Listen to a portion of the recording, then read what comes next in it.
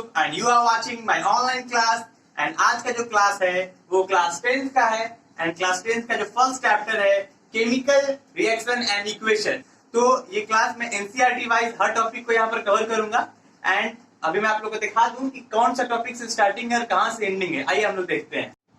तो मैं अभी आप लोगों को 10th का जो ओवरऑल आइडिया है कि हम लोग 10th का जो फर्स्ट चैप्टर है उसका मतलब कौन कौन सा टॉपिक हो कि हम लोग पढ़ने वाले हैं वो मैं अभी आप लोगों को बताने वाला हूँ कि फर्स्ट टॉपिक कौन सा है, सेकंड कौन सा है, ताकि आप लोग को एक दिमाग में आइडिया रहे कि हम लोग क्या क्या पढ़ने वाले हैं, कैसे कैसे पढ़ने वाले हैं।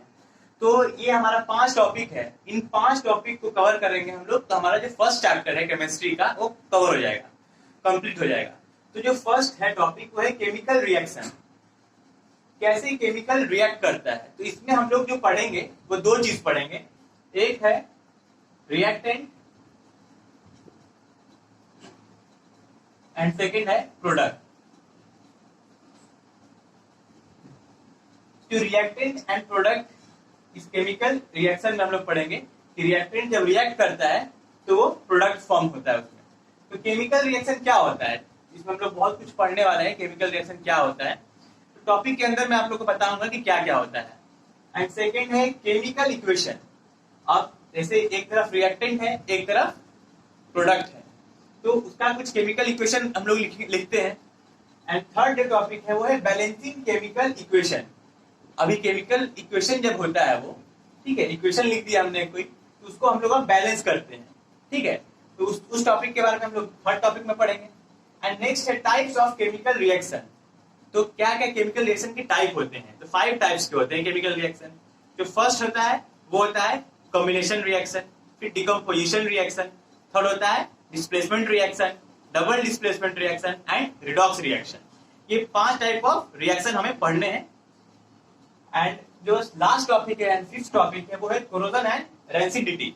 तो ये जो है इफेक्ट ऑफ ऑक्सीडेशन है। इफेक्ट ऑफ ऑक्सीडेशन में 2 चीज होता है, कोरोजन इसको एंड रेंसिडिटी। एंड ये 5 टॉपिक हम लोग जब कवर कर लेंगे तो हमारा जो है फर्स्ट चैप्टर कंप्लीट हो जाएगा। आज हम ये 5 टॉपिक बारी बारी हम लोग पढ़ने वाले हैं। तो हम लोग फर्स्ट टॉपिक केमिकल रिएक्शन पे चलते हैं।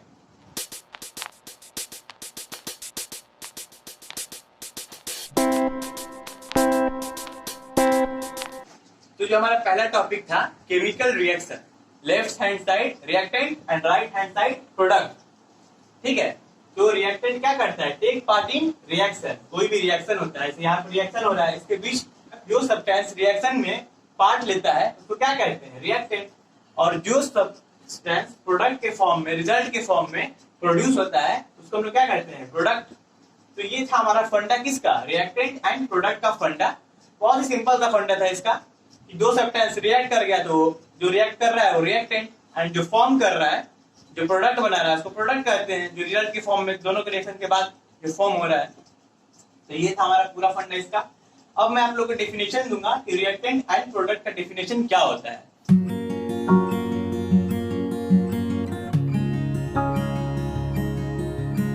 तो अब मैं प्रोडक्ट और रिएक्टेंट का जो डेफिनेशन है वो मैं मतलब अभी जब समझा चुका हूं वही बात मैं डेफिनेशन के फॉर्म में यहाँ पर लिखा हुआ है कि रिएक्टेंट क्या होता है, substances which take part in chemical reaction is known as reactant. किसी भी केमिकल रिएक्शन में जो सब्सटेंस हिस्सा लेता है वो क्या होता है, रिएक्टेंट कहलाता है। Substances which take part in chemical reaction is known as reactant, okay. And now product. अब प्रोडक्ट हम लोग प्रोडक्ट का डेफिनेशन पढ़ते हैं।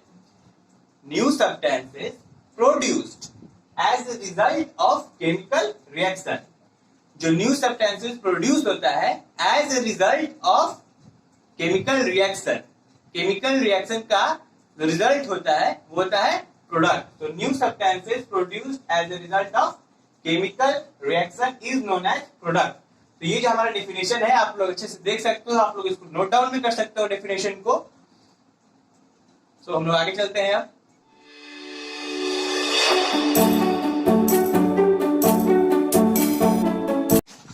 अभी तक मैंने आप लोगों को बता दिया है कि केमिकल रिएक्शन क्या होता है। तो अभी तक आप लोग को मैंने बुकिश लैंग्वेज में पढ़ाया है, तो मैं भी आप लोग को फील आया हो आखिर होता क्या है केमिकल रिएक्शन। तो इसीलिए मैं आप लोग को डेली लाइफ से कुछ एग्जांपल देता हूं ताकि आप लोग को फील आए कि आखिर केमिकल रिएक्शन होता क्या है। तो आप लोग सब कुछ जानते होंगे, दूध, मिल्क सब कुछ जानते होंगे। तो दूध से दही बनना क्या है, दूध में कुछ केमिकल रिएक्शन हो रहा है, तभी तो दही बन गया। कर्ड कैसे बन गया, कुछ केमिकल रिएक्शन हुआ मिल्क में। फिर है कुकिंग ऑफ फूड, हम लोग बाजार जाते हैं, सब्जी लेके आते हैं, तो सब्जी लेके आए तो कच्चा सब्जी तो नहीं ना खा जाते हैं हम लोग, उसको कुक करते हैं, उसको पकाते हैं हम लोग। तो पकाने में सब्जी क्या होता है, अब खाने लायक हो जाता है, टेस्टी हो जाता है। तो कैसे हो गया ये कन्वर्सन, ये कुछ केमिकल रिएक्शन हुआ जिससे कुकिंग ऑफ फूड हुआ, तो कुछ केमिकल रिएक्ट किया जिसके वजह से अब क्या है, वो इटेबल है हम लोग के लिए। एंड नेक्स्ट होता है मोमबत्ती। मोमबत्ती जो है उसको हम लोग मोमबत्ती मारते हैं, जलाते हैं मोमबत्ती। तो मोमबत्ती जलाने से क्या होता है, पहले मोमबत्ती सॉलिड होता है, जैसे जलाएंगे तो स्टीम निकलता है, स्टीम निकलेगा और उसमें से जो लिक्विड के फॉर्म में ड्रॉप ड्रॉप गिरता है। तो क्या हो रहा है, सॉलिड कन्वर्ट हो रहा है, अपना स्टेट बदल रहा है, किसमें, लिक्विड में एंड स्टीम में। तो ये क्या बताता है कि इसमें कुछ केमिकल रिएक्शन हो रहा है, ठीक है। वाटर है, वाटर से आइस में कन्वर्ट हो जा रहा है, ठीक है। तो क्या है, केमिकल रिएक्शन है सर, ये सारे क्या है, केमिकल रिएक्शन हो रहे हैं यहाँ पे। जैसे कि रस्टिंग ऑफ आयरन, आयरन है, आयरन खुले में रखा हुआ है, उसमें क्या जंग लग जाएगा थोड़े दिन बाद, तो क्या हुआ, वो ऑक्सीजन उस पर रिएक्ट किया। तो ये सारा कुछ क्या बताता है हमारे डेली लाइफ से, ये सारा कुछ बता रहा है कि ये सारा क्या है, केमिकल रिएक्शन, कहीं ना कहीं केमिकल रिएक्शन चल रहा है।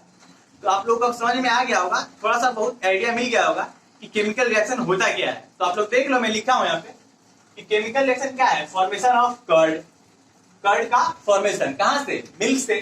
कुकिंग ऑफ फूड, खाना का बनाना, ठीक है। फिर बर्निंग ऑफ फ्यूल, ईंधन, फ्यूल मतलब होता है ईंधन, जैसे पेट्रोल, डीजल, ठीक है, इसका बर्निंग, ये क्या हो गया, केमिकल रिएक्शन कुछ हो रहा है।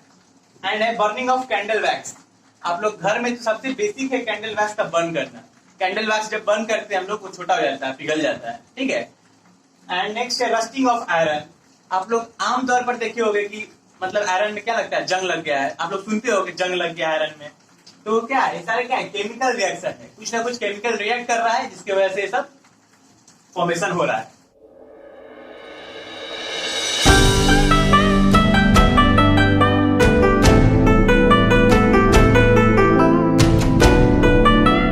जो अब हमारा नया टॉपिक है वो क्या है, वो है characteristics of chemical reaction. Chemical reaction के क्या क्या कैरेक्टरिस्टिक्स हैं, तो उसके जो 5 मेन कैरेक्टरिस्टिक्स है, इंपॉर्टेंट कैरेक्टरिस्टिक्स है, वो क्या है। पहला है इवोल्यूशन ऑफ गैस, गैस का इवोल्यूशन होना, निकलना। सेकेंड है फॉर्मेशन ऑफ पीपीटी यानी प्रेसिपिटेट, प्रेसिपिटेट का फॉर्मेशन होना, यानी जो सॉलिड सब्सटेंस होता है, इनसॉल्युबल सॉलिड सब्सटेंस होता है, formation of PPT. And third है चेंज ऑफ कलर, कलर में चेंज आना, किसी केमिकल रिएक्शन में होता है पहले कुछ और कलर, रिएक्टेंट में एंड प्रोडक्ट में कुछ और कलर, तो होता है चेंज इन कलर। फिफ्थ है चेंज इन टेम्परेचर, टेम्परेचर में चेंज लाना। जैसे कि आप एग्जांपल के लिए आप लोग घर में जो चूना होता होगा, जब पानी में चूना डालते हैं तो क्या होता है, टेम्परेचर चेंज होता है, मतलब उसमें से बॉइलिंग जैसा फील आता है कि बॉइलिंग हो रहा है। एंड फिफ्थ है चेंज ऑफ स्टेट, जैसे आप लोग मैंने एग्जांपल दिया वैक्स का, कैंडल वैक्स का, उसमें क्या हो रहा है, स्टेट चेंज होना। ये क्या है, ये पांचों क्या हुए, कैरेक्टरिस्टिक्स हुए, किसके, केमिकल रिएक्शन के।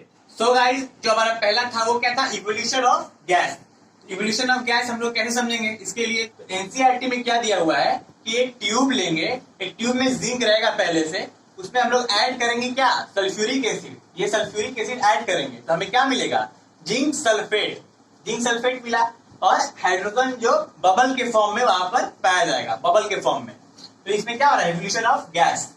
तो इवोल्यूशन ऑफ गैस इस एग्जांपल से आप लोग को जो एनसीईआरटी में दिया हुआ है, इसे समझना है कि जिंक है, जिंक में सल्फ्यूरिक एसिड ऐड करेंगे हम लोग, और जिंक क्या है, एक मेटल है, जिंक एक मेटल है, तो जिंक में हम लोग सल्फ्यूरिक एसिड ऐड करिए, ऐड करने से क्या मिला हमें, रिएक्शन के बाद zinc sulphate plus hydrogen, hydrogen क्या मिला, बबल के फॉर्म में मिला। तो ये हुआ इवोल्यूशन ऑफ गैस। हमारा फॉर्मेशन ऑफ प्रेसिपिटेट, प्रेसिपिटेट का फॉर्मेशन, और प्रेसिपिटेट का मतलब क्या है, इसका मतलब होता है इनसॉल्युबल सॉलिड। ये जो होता है इनसॉल्युबल सॉलिड होता है, मतलब जो सॉल्युबल नहीं है, जो पीपीटी के फॉर्म में, मतलब नीचे रहेगा सॉलिड के फॉर्म में, वो होता है प्रेसिपिटेट। तो इसमें हम लोग लीड नाइट्रेट का एग्जांपल लिए हैं कि लीड नाइट्रेट को पोटेशियम आयोडाइड के साथ, Ki के साथ हम लोग जब रिएक्ट करवाते हैं तो क्या फॉर्म होता है, PbI यानी lead iodide, lead iodide form हो रहा है, और यहाँ क्या फॉर्म हो रहा है, KNO3 पोटेशियम नाइट्रेट। तो जी ये हुआ PBI, ये क्या हुआ, येलो प्रेसिपिटेट फॉर्म हो रहा है यहाँ पर। मतलब जब हम लोग लीड नाइट्रेट में पोटेशियम आयोडाइड का रिएक्शन करवाते हैं तो रिएक्शन के बाद हमें ये मिलता है पोटेशियम नाइट्रेट, बट उसमें जो प्रेसिपिटेट नीचे जो मिलेगा हमें सॉलिड येलो कलर का सॉलिड मिलेगा, और उसको हम लोग क्या बोलते हैं, PBI, लीड आयोडाइड। जो येलो कलर का सॉलिड होगा नीचे वो क्या होगा, PBI, लीड आयोडाइड। तो ये हुआ हमारा फॉर्मेशन ऑफ प्रेसिपिटेट। तो जो थर्ड है वो है चेंज इन कलर, कलर में कैसे चेंज आता है। तो वो है, हम लोग एग्जांपल लिया है यहाँ पर पोटेशियम पर मैग्नेट का, KMnO4। अगर हम लोग एक पोटेशियम पर मैग्नेट ले रहे हैं KMnO4, उसमें जो होता है साइट्रिक एसिड, लेमन मतलब नींबू, नींबू में क्या पाया जाता है, साइट्रिक एसिड। उसका फॉर्मूला है C6H8O7, C6H8O7, ये है साइट्रिक एसिड, लेमन में पाया जाता है। तो हम लोग पोटेशियम पर मैग्नेट जो किस कलर का होता है, पर्पल कलर का, तो ये जो पोटेशियम पर मैग्नेट है पर्पल कलर का, इसमें हम लोग अगर साइट्रिक एसिड डालते हैं, ठीक है, तो क्या होता है, हमें जो सॉल्यूशन मिलता है वो कलरलेस मिलता है। यानी पहले क्या था, पर्पल कलर का, और ड्यू टू साइट्रिक एसिड, ठीक है, साइट्रिक एसिड की वजह से ये क्या हुआ, कलरलेस हो गया। यानी पर्पल कलर से कलरलेस, मतलब कलर में क्या हुआ, चेंज हुआ। तो ये चेंज ऑफ कलर पाया गया। तो ये क्या है, characteristics of chemical reaction. Chemical reaction हो रहा है तो कलर में चेंज हो रहा है। एंड ये फोर्थ टॉपिक है चेंज इन टेम्परेचर, टेम्परेचर का चेंज होना। तो ये क्या होता है, हम लोग क्विक लाइन लेते हैं, मतलब calcium oxide CaO plus water, ये क्या है, लिक्विड CaO और वाटर। जैसे कि हम लोग इसमें क्या करते हैं कि वाटर लेते हैं, ठीक है, पानी, और आप लोग के घर में चूना पड़ा होता होगा, तो पानी में हम लोग कैल्शियम ऑक्साइड, ठीक है, उसमें डालते हैं, चूना डालते हैं जब, तो लॉट ऑफ हीट प्रोड्यूस होता है, मतलब बहुत सारी हीट वहां से प्रोड्यूस होती है। अगर एक बीकर है और बीकर में वाटर रखा हुआ है पहले से, और उसमें हम लोग क्विकलाइन मतलब CaO कैल्शियम ऑक्साइड डालते हैं, तो हमें जो फॉर्म होगा वो क्या होगा, स्लेट लाइन का फॉर्मेशन होगा, जिसको हम लोग कैल्शियम हाइड्रोक्साइड बोलते हैं। तो इसके जो फॉर्मेशन से जो बीकर है, ठीक है, बीकर जब हम लोग पानी में कैल्शियम ऑक्साइड डालते हैं CaO, तो वहां से बहुत सारी हीट निकलती है और बीकर काफी गर्म हो जाता है।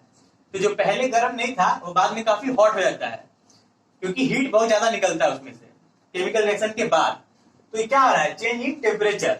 एंड लास्ट जो है वो है चेंज इन स्टेट, स्टेट का चेंज। तो वो मैं बताऊंगा नहीं, क्योंकि मैं बता चुका हूं, तो लिख के बताने का कोई जरूरत नहीं है। जो मोमबत्ती है, मोमबत्ती पहले सॉलिड स्टेट में था, उसको हम लोग बर्न किए, बर्न करने के बाद क्या हुआ, वो पिघलने लगा, तो उसमें से स्टीम भी निकल रहा है, यानी गैस फॉर्म में, सॉलिड जो है गैस फॉर्म में चेंज हो रहा है, और लिक्विड फॉर्म में भी चेंज हो रहा है। जब पिघलता है तो उसमें लिक्विड सा कुछ ड्रॉप बाय ड्रॉप निकलता है। तो जो सॉलिड था वो लिक्विड में भी चेंज हुआ और स्टीम में भी, गैस में भी। तो ये हुआ चेंज इन स्टेट। तो ये मैंने कैरेक्टरिस्टिक्स ऑफ केमिकल रिएक्शन पांचों जो थे कैरेक्टरिस्टिक्स मैंने एक्सप्लेन कर दिया है विथ एग्जांपल। सो गाइस, आज का क्लास हमारा यहीं पे खत्म होता है। आज हमने क्या क्या पढ़ा, केमिकल रिएक्शन, केमिकल इक्वेशन। हम कल क्या पढ़ेंगे, हमारा नेक्स्ट क्लास किस पे होगा, balancing chemical equation, types of chemical reaction, जो 5 टाइप्स के होते हैं उस पे होगा, एंड लास्ट होगा हमारा कोरोजन पे। तो आज का हमारा जो पढ़ाई था वो कंप्लीट हो चुका है। आप लोग अच्छे से इसको रिवाइज कीजिएगा। सो गाइस, अब हम लोग मिलेंगे अगले क्लास में।